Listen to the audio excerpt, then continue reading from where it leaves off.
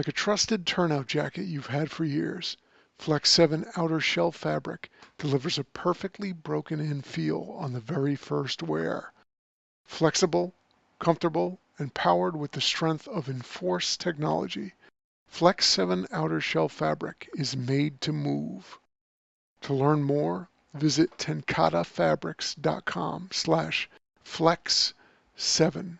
Flex 7, powered by enforced technology. Only from Tenkata Protective Fabrics. Breathing in diesel exhaust fumes is like walking into a fire without a mask. Over time, those toxins lead to cancer. Protect yourself with MagnaGrip, the easiest, most reliable exhaust removal system that features a true 100% seal to eliminate diesel exhaust fumes. To get free grant assistance, visit magnagrip.com.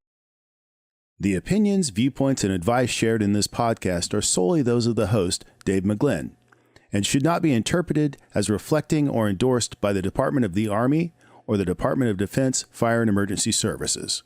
All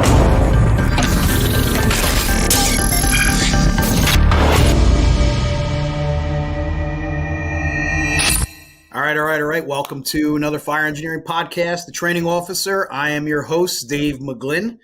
Tonight, I am joined by an awesome guest. I say that every month, right? It's kind of an ongoing theme, but to not diminish the validity of that, I literally love our guest tonight.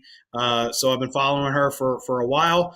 If you don't recognize her, you've been living under a rock, or you just need to start streaming stuff better on your computer or on your phone, because computers, I mean, it's 2024. Nobody's looking at computers anymore.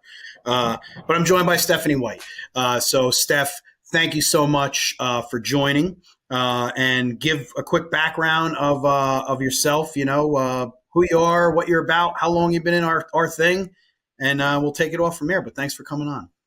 Thanks for having me, Dave. And if people don't recognize me, it's because my hair color changes every couple months. That's really the excuse we'll give them. As far as a quick background, been lucky enough to be in the fire service for the past, showing my age here, 21 years, 2 as a volunteer and then 19 career with a bigger metro department. And I've gotten to know you over the past, just from sight and from reading what you do and hearing what you do over the past 2 years that we've both been doing stuff with fire engineering. And then finally got to meet you this year at FDIC. We brought all the Irish together in one place along with 34,000 other people and had a great time with some great conversations.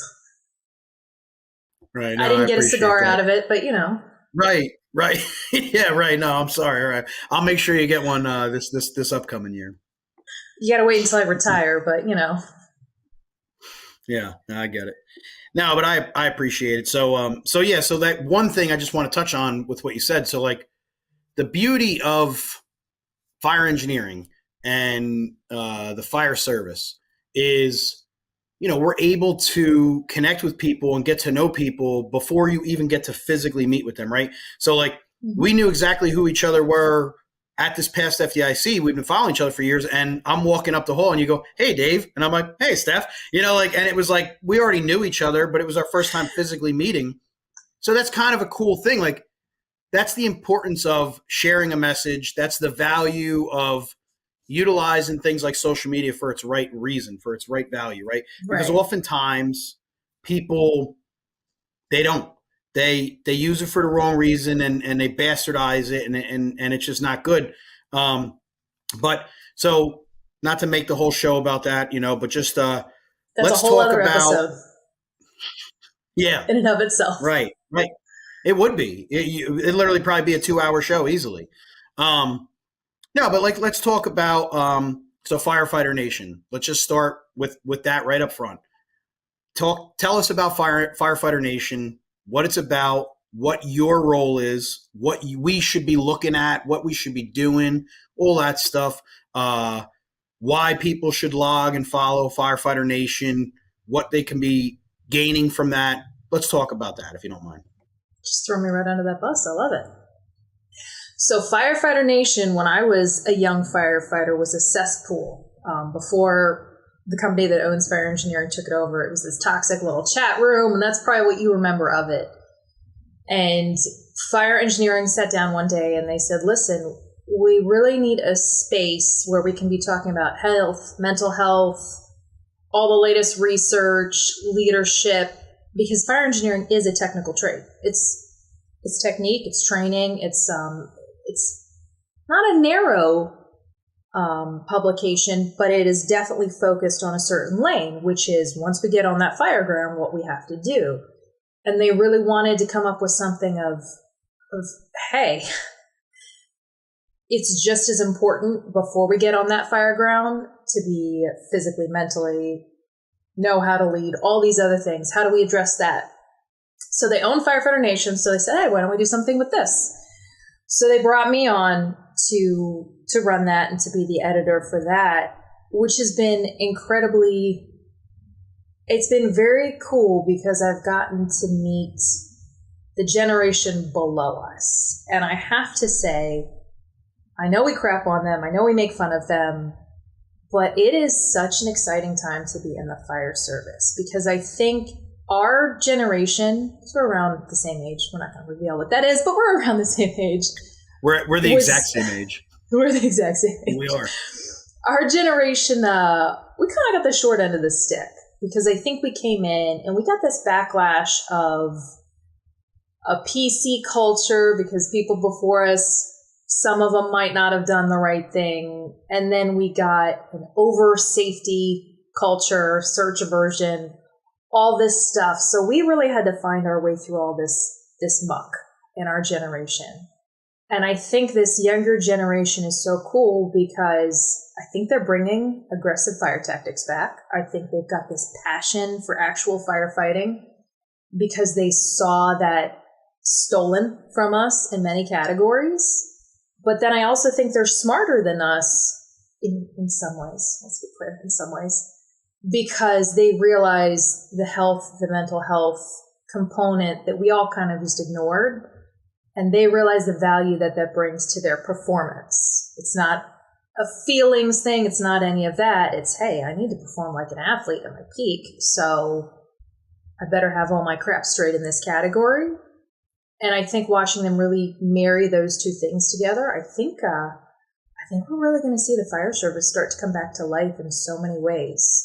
And that's really what Firefighter Nation is about, is empowering this next generation and our generation to leave those nuggets of wisdom of this isn't going to be a publication that's based off any kind of popularity, anything like that. It's just going to be a down-home, authentic publication that's, hey, here's a lesson I learned. It sucked. Here's how to avoid it. Or, hey, I think this is a pitfall that I see the fire service going towards. And like I said, it's going to be all that off the fire ground stuff. So really, really, really excited to watch that come together and get to know some new faces, new voices, and give them a platform. You know, I agree with you. I really like Firefighter Nation. Not to plug it, it's I like that you acknowledge that it used to be this forum where people would just talk shit on the internet, right? And it's not anymore. It's there's articles on there. There's relevant content on there. There's good leadership lessons, good stories on there. You know, and our age, I'm not saying it because it's us. I always say like we're literally like the people that are 40 and between like 40 and 45. We're like the last of the Mohicans. And what I mean by that is we're not 40 like, yet, Dave. We're not 40 yet. Oh, all right. Well, then I'm older than you. Okay, so I'm older than you. I thought we were the same age. I'm going to be 41 in 3 weeks. So we're not the same. I thought. Okay. Well, anyway, sorry. I thought you were born the same year as me. Because I was going to tell you, you aged a lot better than I did. Shit, man. Like I just lost all my hair and. Oof. Anyway, we were raised by those old school mentalities, but then we worked with the new millennial and whatever the hell they are now, people that came in, Gen Zs, you know, where we had to figure out how to balance. We're literally the bridge. We're the keystone between the the old Gen Xers and baby boomers. I mean, there was people that were born in the 40s and early 50s that were in the fire service when I joined, and even older than that. But we learned from these people who were baby boomers, Gen Xers, and then we were right at the cusp. So it's like, okay, well, how do we marry this information? How do we pass this information on? How do we find relevance between what we learned from these guys to the people that are coming up behind us or under us, whatever it is? And I like that you said what you said. Like, so I want the audience to understand, like one, like, yeah, Steph's awesome and she's cool, but like, don't just write something just to try to gain fame. Like she's gonna, and there's a team of people that are gonna review your content and see if it's relevant. But that being said, despite your years of service, your age, or whatever, if you have a relevant message to share, by all means, send it in, because Firefighter Nation is a part of fire engineering. That's a huge, huge reach of content sharing, right? And we are trying to get the best people out there to share their information and their story, their relevant content, with the rest of the fire service. It's oftentimes it's like in the firehouse, it's the game of telephone, like tell a friend, tell a fireman, and it spews into a bunch of nonsense. And we have this ability to share really good content and recruit people to be those next up and comers, to be the next leader, the next writer, the next person to share the information. So, I'm all about the brand, that, just personally talking, but I just wanted you to, because you're the editor, the pre-editor in chief of Firefighter Nation. I wanted people to hear from you and see you as, listen, like, this isn't the old school, like, oh, it's a good old boys club. Like, no, we're looking for people to share good information. We want you to share your story, share your message, So I appreciate what you're going to bring to the brand. I really do. I think it's going to be great. Well, I think the way we write articles is changing, right? We're so used to Instagram and other social media posts that our articles might not be as long as what you're used to.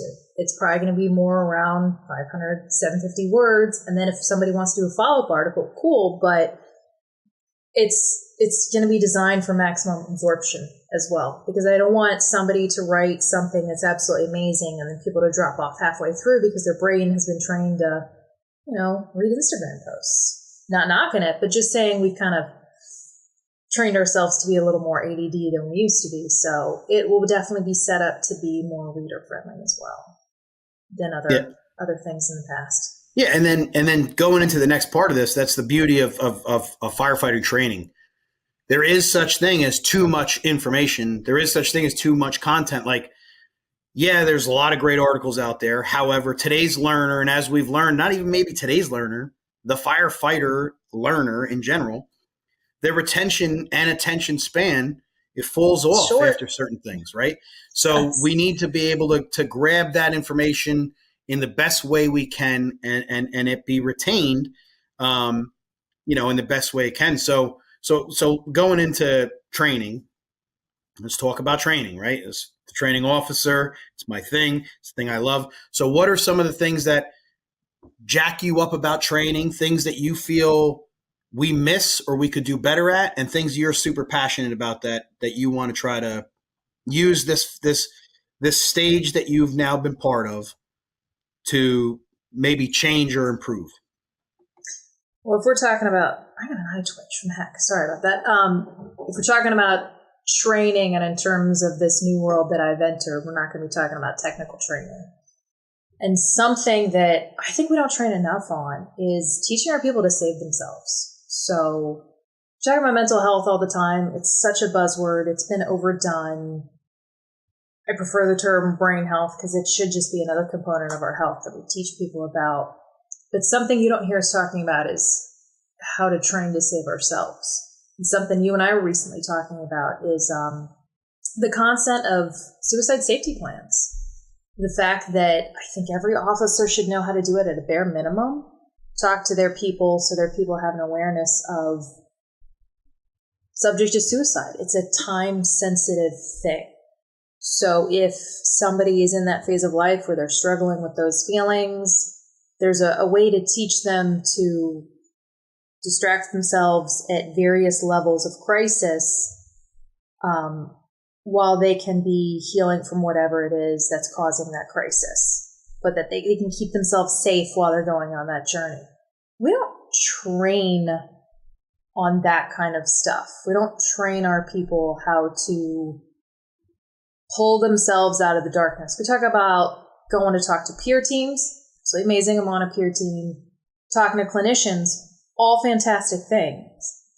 Why aren't we training our people how to pull themselves out a little better, or training our people how to better spot? I know we do touch on that more than we do this over here, but are we doing functional training on that kind of stuff?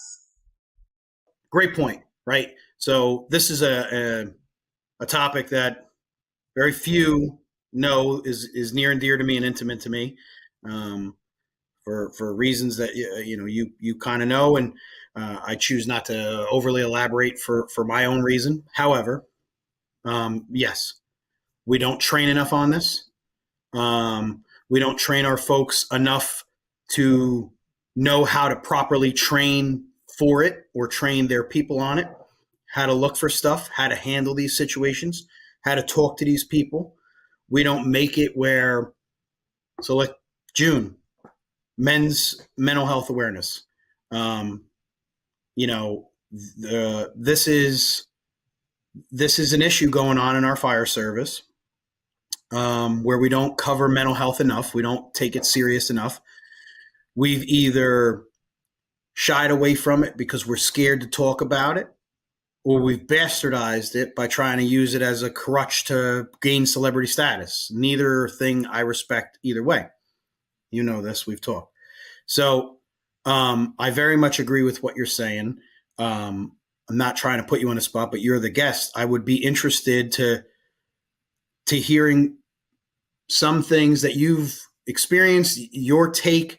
So like the beauty of it, like I told you before, I don't want to make the show about that, but like we talked before, so I want you to touch on just what you bring to the table for us from your perspective and things that you've seen along the way on the value of a person like yourself on bringing better awareness and better validity to that subject. I think this is where I do get to exploit being a female in the fire service, and where it is really cool to be a female in the fire service. I'm a mom, I'm a sister, I'm a daughter, I've got 4 brothers. I've got 2 sons. I've been in the fire service since I was 18. So getting to observe how men process emotions, and then being in a more little sister capacity, right? It's probably a lot less threatening to talk to a little sister versus another guy when ego is involved, or when you're worried about somebody using it against you, whatever reason it is. There are a lot less barriers. As a woman, when talking to somebody about their mental health, it's gotta suck to be a dude when it comes to the subject of mental health. I was driving down the road with my better half the other day, and he grew up in the same county that he worked for, and he still lives there. And every now and then, just driving down the road, he'll pop off with a story, and they're normally really horrific pediatric death stories or whatnot, and we keep driving down the road, and I know I've done the same thing too.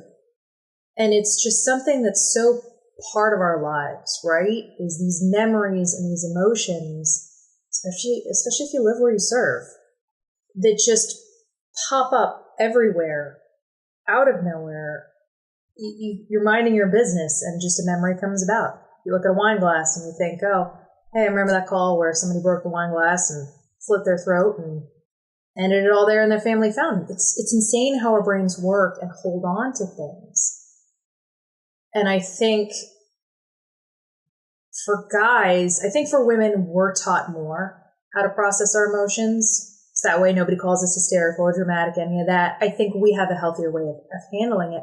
Nobody teaches men how to process their emotions. So living this lifestyle and this calling, I don't think you guys are ever really prepared for those moments that you're going to spend the rest of your life having. It's not dramatic. It's not living in the past. It's not any of that. It's the human brain. You're going to randomly have stuff pop up for the rest of your life that you didn't even know was in there. Calls you don't even remember running.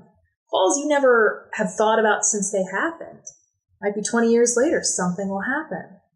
So I think that's where being a woman in the fire service is really a strength when it comes to this subject. And that's where I have a unique position to be able to say, hey, here's how you can come up with a game plan to deal with that stuff. Because you aren't taught that from a young age. You're taught different things. And to be in this career, that's something you have to be taught. That's something you have to learn. You have to learn that emotions you don't expect are going to come along, and they can be devastating emotions if not handled properly. Right. And that's just it, is like, if not handled properly, it's funny you're saying about like how, I'll leave his name out of it just in case, because you did too. So your significant other. We can throw him under the bus all we Billy, want. okay, good. So you're talking about you and Billy going down the road. So I do that to Chrissy, my wife, all the time, and it kind of annoys her. But it's just funny. We've driven when we go back home to Jersey, and we'll drive around town, and I'm like, oh, this was this call, and I never even thought of that. You're saying it, and I'm just like, yeah, shit. Like I do that all the time, I think one of the issues, I'm just going to admit it because I'm doing it myself right now, is the fear or inability to genuinely open up. Or in my case, I don't feel like personally, I don't feel like I'm worthy in comparison to somebody else's problems that I need to burden somebody with whatever bullshit's going on in my head. I'm like, well, somebody's got it worse than me. So maybe, like if there was a measure, this is what I'm saying. So I'm sharing this. We all do it. We compare our trauma. But right. But see, this is that like macho mentality. Like this is where my mind, I'm just admitting it on the show, right? Literally vulnerably raw right now. Like, I'm just thinking like me personally, I'm like, well, I don't like to talk about this stuff, not because it's like, oh, I don't like to talk about it. It's just because I feel like, somebody else has something worse, and who am I? And I think that what you said, I really connected with, like, we talked offline, but then again, just during the show here is just like, I'm pro training. Everybody that knows me knows that I'm pro training. And even though my career and my life has taken me in certain different paths that I can talk about a multitude of other things, I always feel like everything hinges on training. Everything connects to training.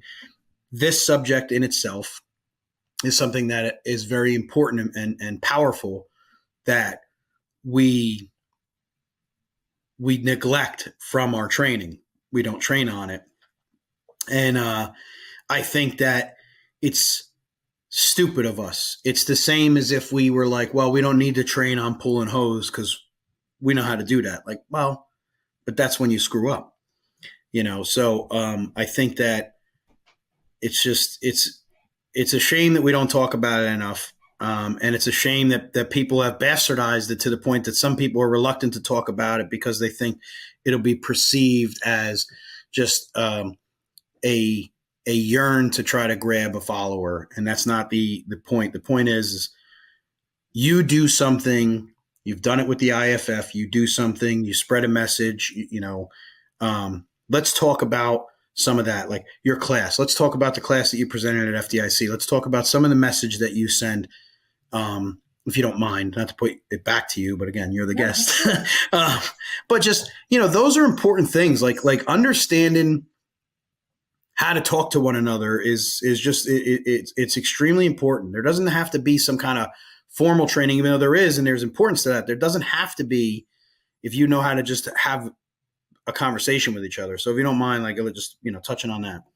No, absolutely. One last point about the mental health, though, is listen, in order to train on it, we have to retrain how we talk about it. We're not talking about our emotions. We're talking about the things our brain does. We're talking about science. Why would we not talk about science? I mean, we talk about how our brains perform on the fire ground. We've started to train with saws and loud music and all this stuff going on in the background to stress out our bodies more in training, so it's more realistic.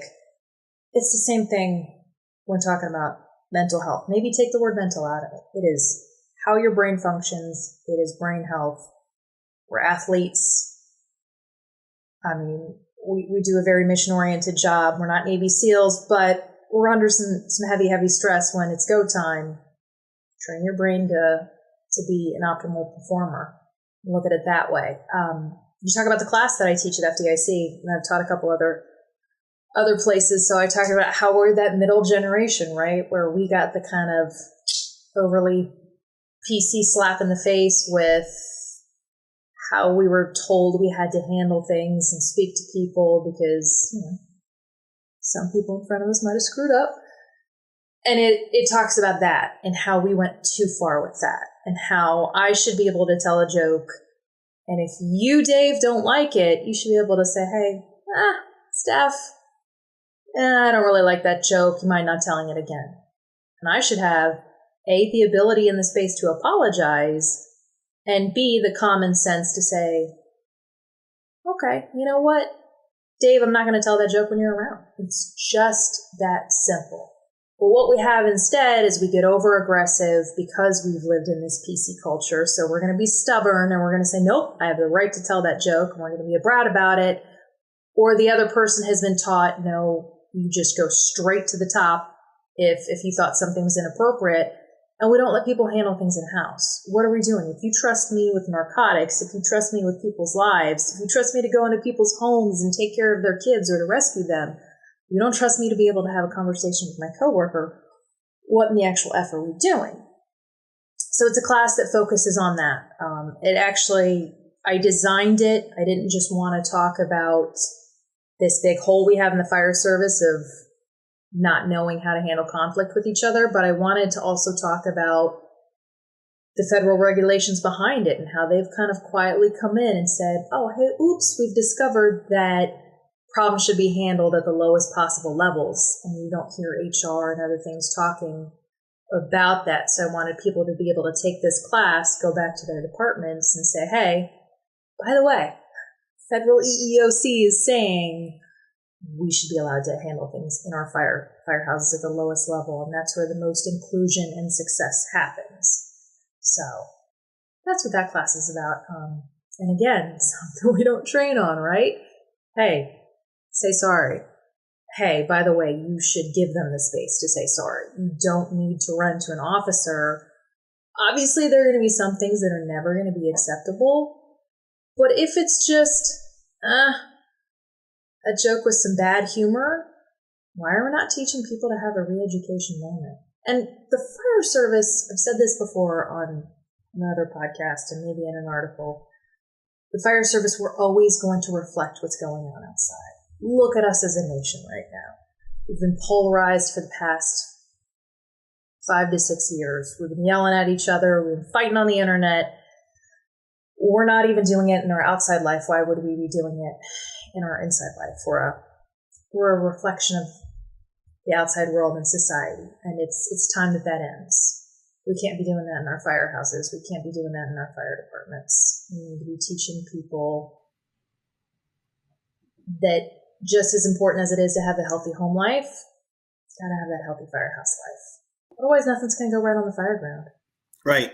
No, I agree. And the key thing that you just said that just, made me think, look at the country. All right. Like, we're not going to go down that rabbit hole, but just like, that's what we're bringing into our firehouse now is like, we are separating the fire station with point of views and not understanding how to coexist, not understanding commonality, not understanding that you like I always love and I've taken part in it, like, there's firehouses like, well, we'll check your feelings at the door. Like, yeah, like that's funny. It's cool. It's macho. Oh shit. We ball break, but there's a difference. Maybe it's a fine line, but there's a difference between ball breaking and bullying. As a chief, I've dealt with this just recently. Like, when one guy who can potentially be a person who's subject to being picked on because they bring it on themselves. Everybody has that one goofy guy, right? When they only complain, when they only complain about the same one or two people, and there's 20 other guys that break the guy's balls.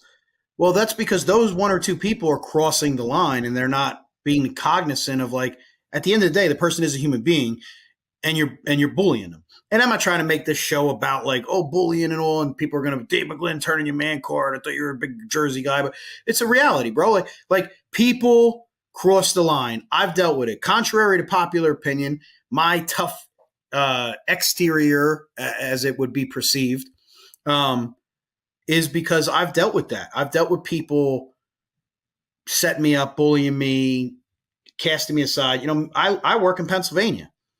I spent a lot of my career in Jersey, and then I was up at West Point, New York, and those people are pretty normal for what I'm used to. For being New Yorkers.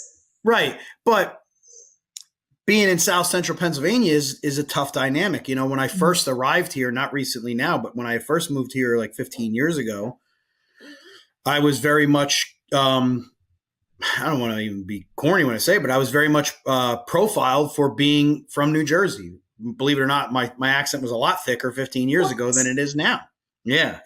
But like, I don't mind when people joke with me about it, but like, this was like literally like, if I made a suggestion, it was like, well, you're not in Jersey. Like, it was like, well, Jesus, bro, like, I'm just making a suggestion, and I think that like that stuff becomes very taxing on somebody. Like you start to wonder, am I cut out for this? Is this really my thing? Is this something that I should do? Am I supposed to be part of the fire service? And then what we do is oftentimes we deal with it and we never have a good time when we retire miserable, or we try to run away from our problem. Like the expression, like, no one leaves a job, they leave a bad boss. Well, also people leave bad coworkers, and the shit thing is sometimes, you find or encounter those people, the expression, same circus, different clowns, right? You find these people again, unfortunately, when you go into another station, because everybody's got to be alpha. Everybody's got to outdo each other and Topper Harley, and I'm better than you. And I'm going to pick on this guy so that I seem cooler or the better person in a fire station. And we go from ball breaking and having fun to like being ignorant and not understanding, like, people have feelings and we're supposed to be there for one another. And here we are acting like a bunch of jerk offs. And then the general public expects us to go and take care of them. And all of a sudden we combine, we're good. We can go save lives and take care. No, like I beg to differ. I feel like that continuity exists and is developed inside of the firehouse. And if we're not able to practice it, it's okay to have fun. I'm the biggest joker in the world. I love to have fun. But if you're not able to do that in the fire station realistically, and you do things mean-spirited, like being mean-spirited, then what the hell are you doing? You're ruining the fire service. And that's the shit that we need to train people on better is not just the tactics. I'm all about training on tactics. It's the personality growth. You spend on average 20 to 25 years away from your families with this other family. And the expression, you can't pick your family. Well, like you can't pick your fire crew family either sometimes. And you got to find a way to coexist. And I think that we do a shit job at that. So you want to talk about the goofballs getting picked on. You were talking about more getting bullied. I'm the senior guy, and I so much as breathe funny, and everybody jumps on me and picks on me, and there are cartoons made about me on the board. And our probie gets treated the same way. And I really struggled as I got to start to be the senior person at my assignment with, we're definitely a large probie house. We get a probie every cycle, with not treating them the way I was treated in a lot of ways in terms of the yelling. That's not how we do this. That's not how this. And watching the freedom and speed that they have to pick up techniques and to learn the way that we treat them now versus when I came in, just screw with them in public and lecture or correct in private. And it was so hard for me personally to learn. I had to untrain so many behaviors. It wasn't bullying, but it was just, I got treated like shit, so I'm going to be hard on you and treat you the same way versus we're just going to have a lot of freaking fun today. We're going to make fun of you a lot. You screw up.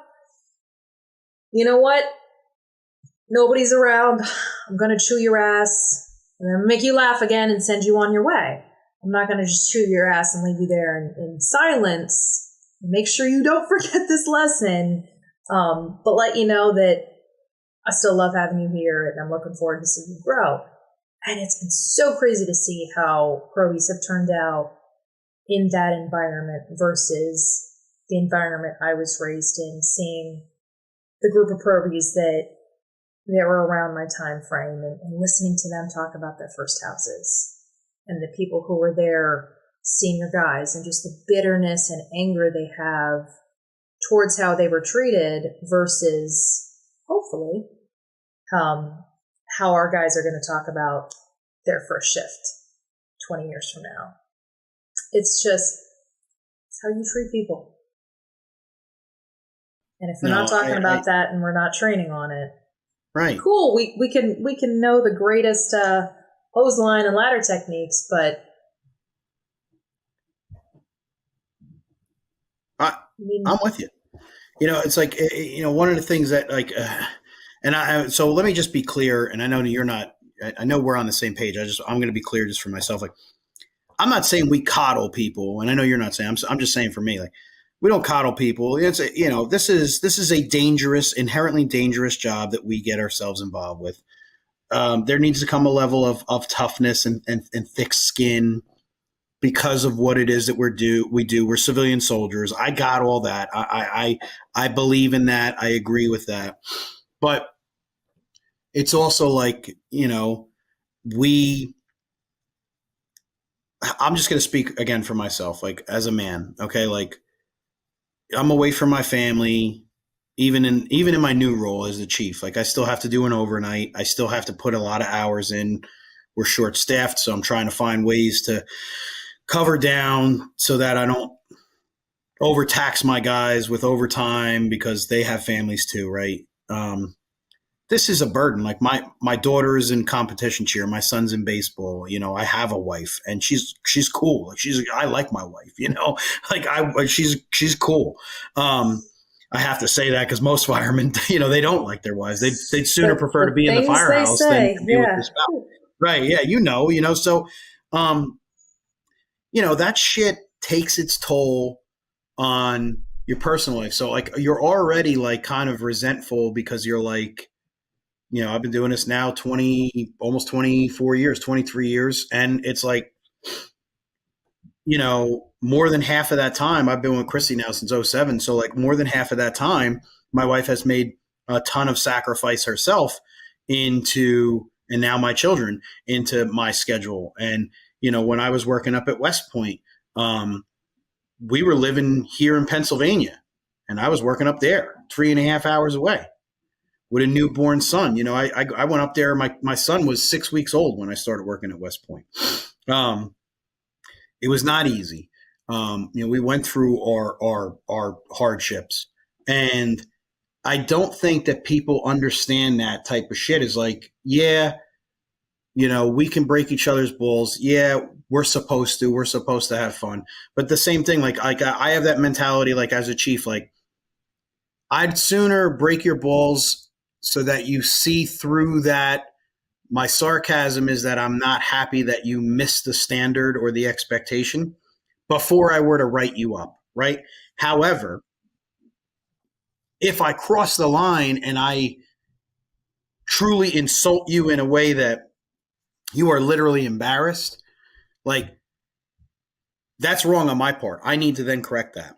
And I need to be human being enough and adult enough to say, like you said earlier, hey, I'm sorry. I didn't realize that that's something that upset you.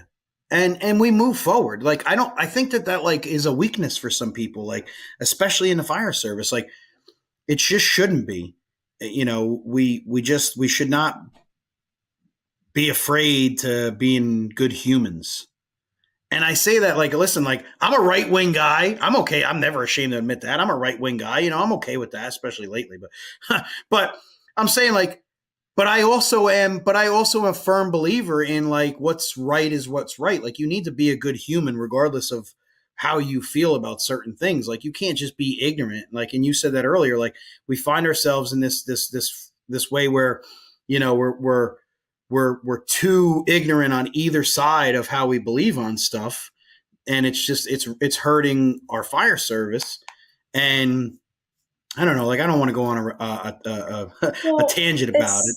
It's not kinder or gentler. Listen, Irish Italian kid over here of 5.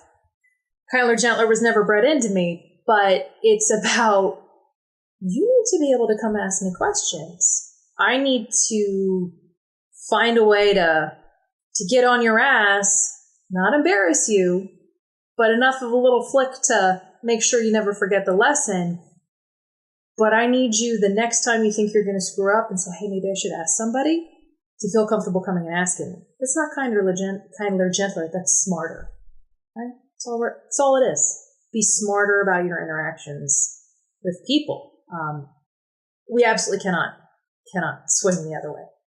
I feel like in my generation, I definitely saw a lot of the kinder or gentler, which then led to people of my temperaments getting in trouble because I wasn't so nice with my criticism, because my fed up level would get to here. So it's like everything. Reality's in the middle. It's about finding the best functional way to get through to people and ensure that they'll come back to you to seek more knowledge and wisdom. And ensure that when I get off and at the end of a 24, 36, 48-hour shift and I go home, I'm not hating the idea of coming back, and I'm not going to go home and get mad at my family because I'm so sick of what it is I just left. I don't want to go home and kick the dog or kick Billy. Right, take it out on them as soon as you get home. I'm with you. Billy might kick back, so definitely don't do that. Yeah, no, I'm with you. No, I'm with you. I agree. So not that we beat that up because it's something that is relevant and true, but let's talk about some other stuff. Like, so what do you want to do? Like, I'm not trying to put you in a spot, but like, it sure sounds like a spot.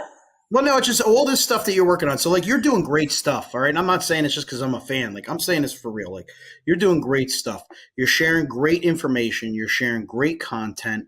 You're spreading a message. You know, you're putting yourself out there, which sucks because it brings haters. It brings scrutinization. It brings people questioning your credibility and all that, you know. It brings ethics reviews and investigations like I've had to deal with. But if you haven't been to IA, are you even, spreading a message? Sure, exactly. Right, exactly. But what do you, and I don't, like I said, I don't mean to put you in the spot, just what do you want to do? What does Steph want to do in her time, in this opportunity that she has for our thing? What do you want to do? What do you want to bring to the table? So I just entered a really interesting new phase of life in that for the past couple of years, I've been writing monthly for fire engineering, podcasting. If you haven't noticed, my podcast social media has been quiet for about a month now because I've transitioned over to a new phase of life, which is training the next generation to have their voice. That's been the coolest thing about being an editor, is getting to read an amazing piece of somebody's life and saying, hey, let's try writing it this way for maximum absorption, so that when people read it, it's really gonna resonate. And helping people, I don't want to make a bunch of mini me's. I want to make a bunch of empowered people who know how to write and know how to podcast and know how to have a voice and get their message out. There's tons of them out there.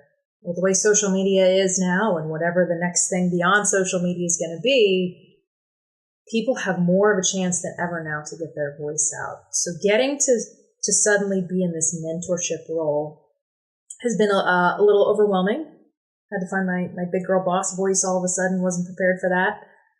But it's been pretty amazing and humbling to watch. And that's the phase I'm in now, is when I leave, I want to turn around and see more voices than when I got on the scene. Just spreading the message of common sense. Because that's really everything you and I have just discussed here now today. Right. And the sad thing is common sense isn't so common. So we need people to advocate for that and talk about that. Right? It's, you and I have not talked about anything earth-shattering in any way, shape, or form. Nothing radical, nothing that should be mind-blowing. So that's the goal right now. And you know what? That might change in 2 or 3 years. I might say, forget this. I'm going back to my own pen and microphone. That will happen eventually. But for right now, that's the game plan and the goal. We'll see how far it takes me.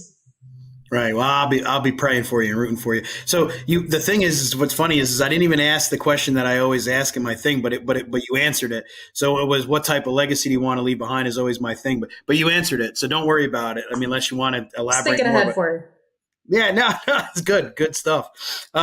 So like you said, the thing that resonated with me was nothing earth shattering. All the shows that I do, I talk about, like the show is called The Training Officer. Before it used to be called Networking for Success. Nothing that I talk to people about is like monumental to me. Like, I'm like, this is common sense shit. The problem is, and the reason why there are viewers for it, is because not enough people talk about it. To you and I, it's common. And to our viewers and listeners, it's common, right? But not enough people talk about it.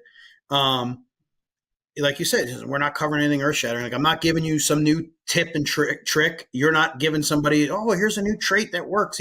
It's like, what a concept, like these are things that people need to think about. They need to just, I don't know, be aware of. And we started off just doing like a quick synopsis. Like, we started off, we talked about what you're doing with Firefighter Nation and how that's important, right? And how people should write for Firefighter Nation and submit for that. And I'm always trying to tell people that, I don't just do it because the brand tells us to do it. Yeah, I'm on the board and the board's like, oh, make sure we recruit more people to write and teach. I do it because I believe people should. In our thing, the beauty of what we do is we talk to so many different firefighters across America and across the world, right? And people know shit better than you or I. People have better ideas, or people are going through the same thing as you or I would have an opinion on. And I feel like more people should talk about the things that they deal with and spread that message and establish that awareness. The reason why is because then it's not just Steph and Dave think, well, this is an earth-shattering shit. The sad thing is, it actually is, because not enough people are talking about it. So that's what our job is to recruit those people to talk about it. Go ahead. No, I think so. People always ask, I'm at the point in my career and have been for probably about the past 5 years, with a big question from people who haven't seen me for a while see me is, hey, when are you going to promote up? The answer is never. And the reason is, I remember I accomplished something years ago, and somebody looked at me, and they were an officer, and they said, I can't believe you did that, you accomplished that, you got your voice out there, you're just a technician. And I thought, well, you sealed my fate. I'm never going to promote up, so that everybody else who's just a firefighter, just a technician, can see the voice that we in the fire service at the lower levels have, and the power and the ability that we have. And you're talking about it being uncommon sense. I think it is a lot more common sense than we realize, that people feel, I have to be in a certain spot to have a voice. I have to have achieved this rank to have people hear what I want to say, or to have proved myself. No, you don't. Proof that you know what you're doing in your daily basics, and go forth with that voice. I don't care what rank you are. I don't care where you work. I care about what you've shown in your daily life. If you've got something smart to say, say it. And I think that's kind of the hang up in the fire service is, well, you can't open your mouth and say anything until you're at a certain point. You know what? When it comes to certain things, yes, that absolutely is true. But if you've got something just common sense, smart to say it. Yeah, amen. I could not agree more. That's such a overused response and phrase. I can't agree more. But I couldn't say that any different. Like, that's the truth. Like, yes, there are different dynamics, categories, and topics in the fire service, in emergency services, the jack of all trades thing, that some things are left for experience, education, and whatever.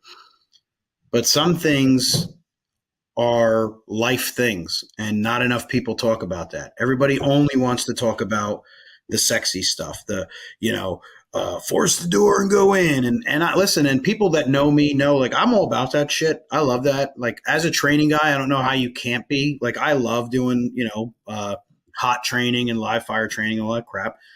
But I also feel like we don't do enough real life shit. And I think that that's the disservice that we have. That's why we have mental health, not just because,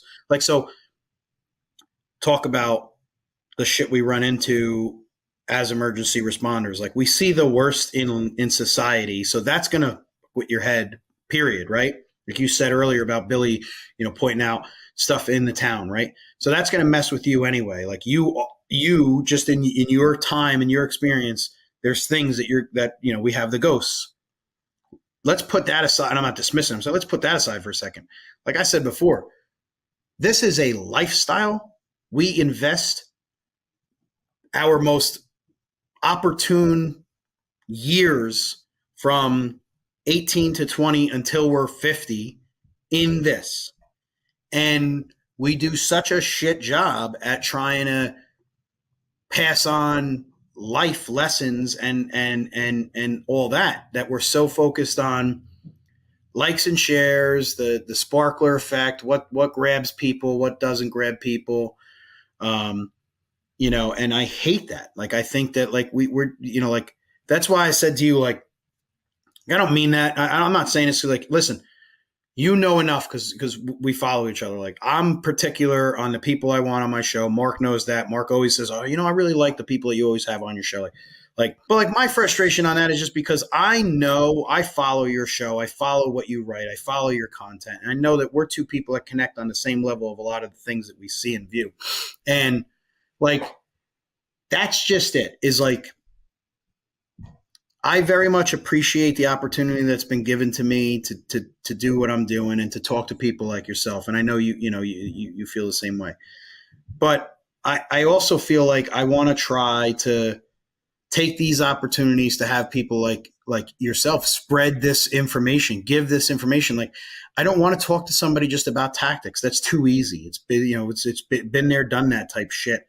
We need to talk about the value of how to be better people in our fire stations, where we spend 25 years of our lives. And, we don't do it enough. We don't talk about it.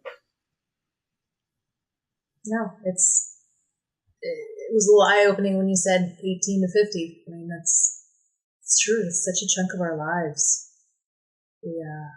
Can you imagine where the fire service would be if each of us invested just a small piece back?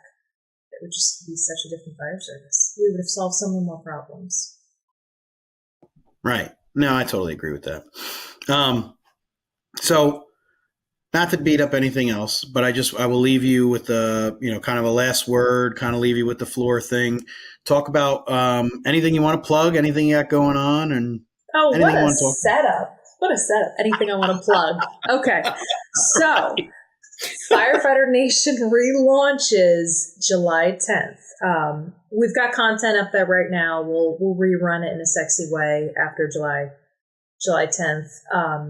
But all the old ugly orange format and everything goes away, and it's going to be a big beautiful website that's going to be a lot more fun and interactive. And looking forward to see where it ends up. Looking forward to seeing the voices and the stories and the real life views and wisdom that end up on there. And hopefully it helps guide a few people when they need it.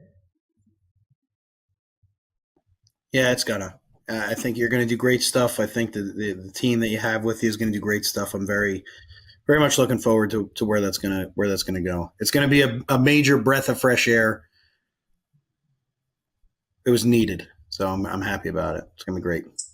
Can't go wrong. I got David Rhodes and Diane Rothschild as mentors, so I should end up somewhere good. Right. If you're going to be mentored, why not? But it's like learning how to play baseball, and like Nolan Ryan's going to teach you how to. He's your pitching coach. Like, this is going to be okay. You know, like Went straight to the top on that one. Right. Yeah.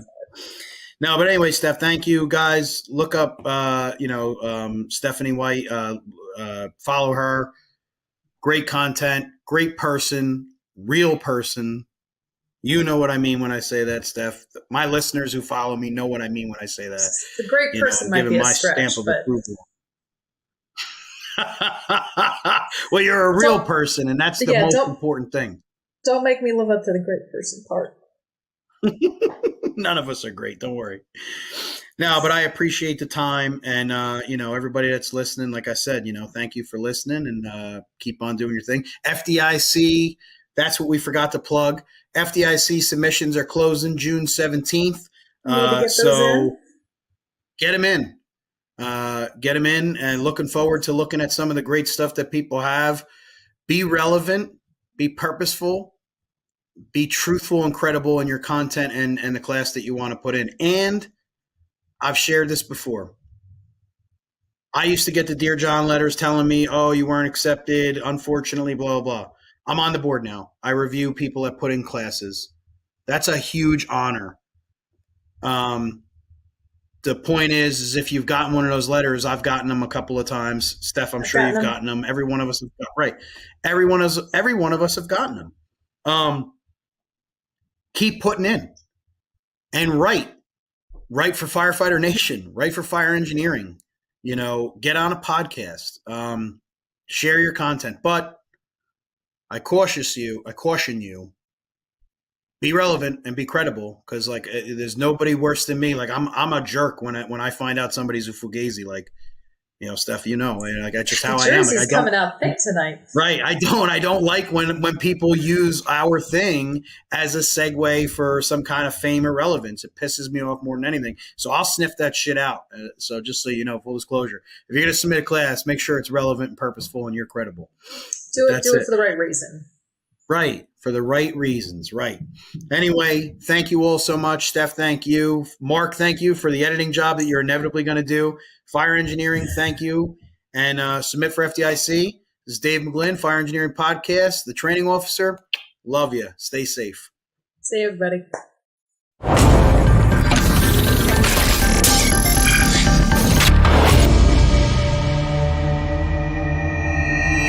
Like a trusted turnout jacket you've had for years, Flex 7 outer shell fabric delivers a perfectly broken-in feel on the very first wear.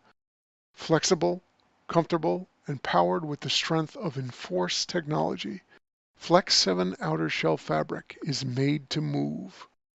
To learn more, visit tenkatafabrics.com/flex7. Flex 7, powered by enforced technology. Only from Tenkata Protective Fabrics. Breathing in diesel exhaust fumes is like walking into a fire without a mask. Over time, those toxins lead to cancer. Protect yourself with MagnaGrip, the easiest, most reliable exhaust removal system that features a true 100% seal to eliminate diesel exhaust fumes. To get free grant assistance, visit magnagrip.com.